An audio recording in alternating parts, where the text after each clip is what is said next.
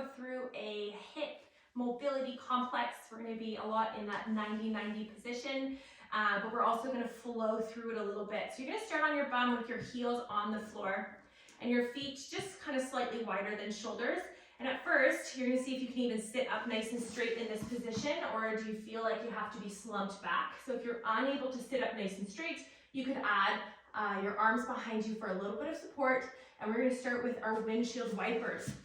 So you're just going to bring both knees down towards the floor. Try to sit up as nice and tall as possible. And then you're going to bring your knees up and over and transfer to the other side.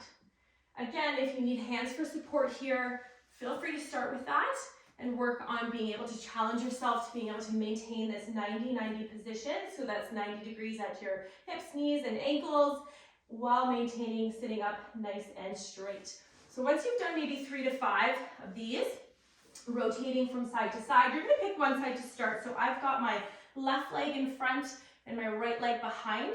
Again, trying to sit up nice and straight. Then you're going to try to hinge at your hips, leaning as far forwards as you can. Similar to your pigeon stretch, so you might feel a stretch in your front butt cheek. So this is my left leg for me.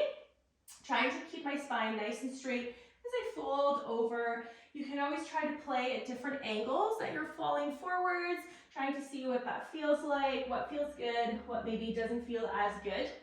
Once you've worked through that range of motion, you're going to keep both hands on the floor in front of you, but still try to maintain that nice long spine. And we're going to work on hip internal and external rotation. So we're going to try to rotate our back ankle up off the floor. You might get some cramping in your bum, so if you do that, stop, let the cramp go away, and bring yourself back in. So your goal here is to try to lift that foot up, creating an internal rotation at the hip without moving your whole pelvis and your body. So really trying to isolate. You can try to do about 10 reps. Then you're going to do the same thing, but go into external rotation, so trying to lift your back knee. Again, if I roll my hips back, it makes it look like I have much more range. So try to keep that back hip rolled forward, even though you're trying to lift your back knee up off the floor. Once you've done 10 of each, you're going to switch sides and repeat the same exercises on your other leg. This is a great drill for you to do pre-lifting sessions or pre-workout.